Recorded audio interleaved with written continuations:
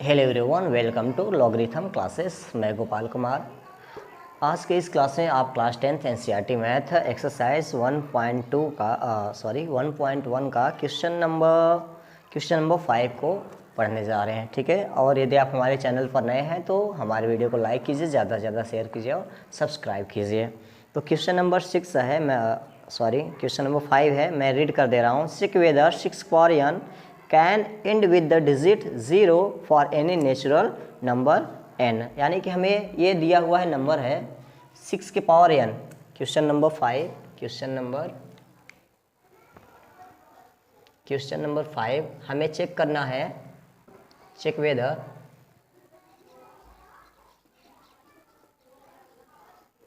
Check whether 6 के power n can end with the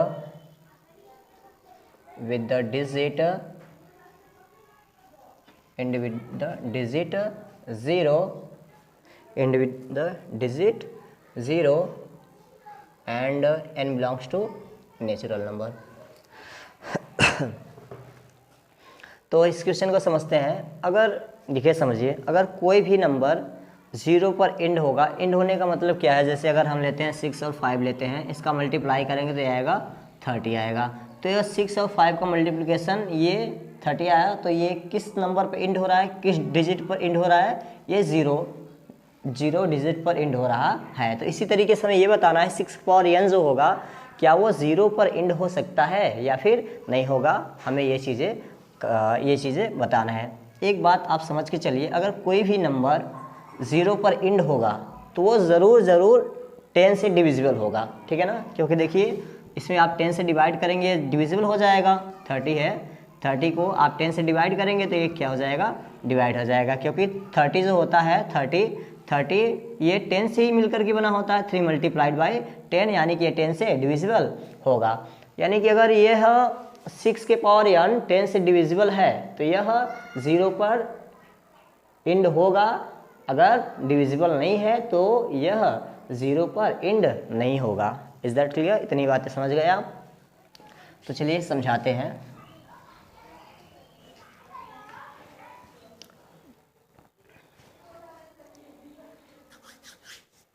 यहाँ पर क्या करना है? Check whether 6 power n can end with the digit 0। ठीक है ना? any number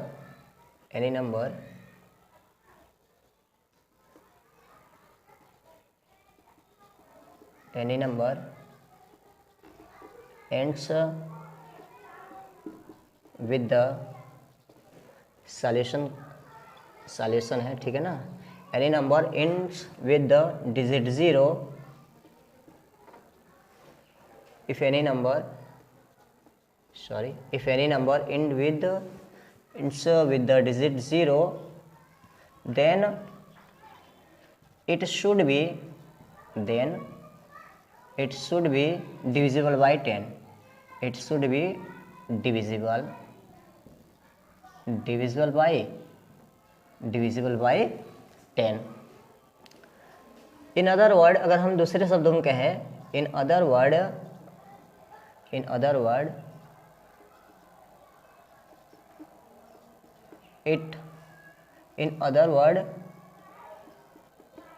it also be divisible by 2 and 5 as 10 is equal to 2 into 5। तो हमने ये बताया कि कोई भी अगर नंबर है वो 0 डिजिट पर तभी एंड होगा जब वो 10 से डिविजिबल होगा। अगर वो 10 से डिविजिबल है तो वह ज़रूर 2 से भी डिविजिबल होगा और 5 से भी डिविजिबल होगा। क्यों? ऐसा क्यों? क्योंकि 10 का अगर हम प्राइम फैक्टर देखें तो ये आएगा 2 into 5 होगा। यानी कि अगर कोई नंबर 10 से डिविजिबल है तो वो 2 और 5 से भी ज़रूर डिविजिबल होगा। ठीक है? अगर हम इसका प्राइम फैक्टर देखें, prime factorisation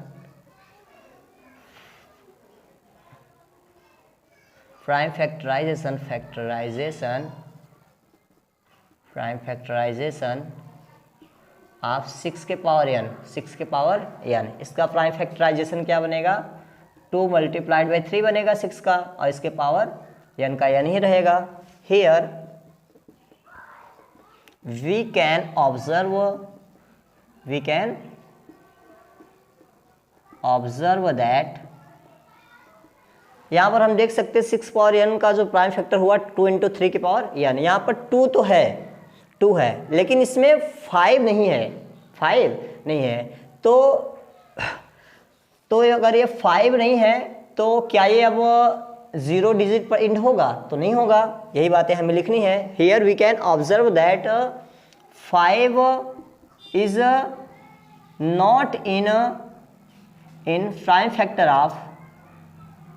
prime factors of 6 के power n, that is identity का मतलब that is 6 power n is not divisible by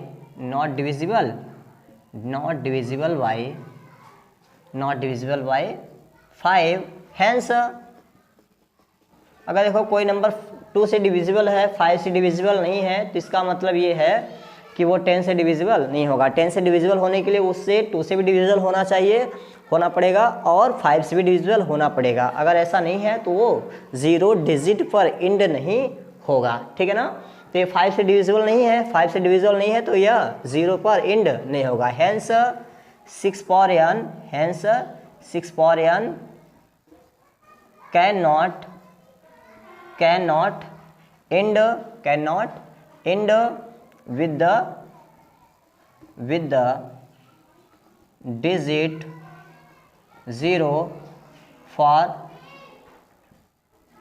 any natural number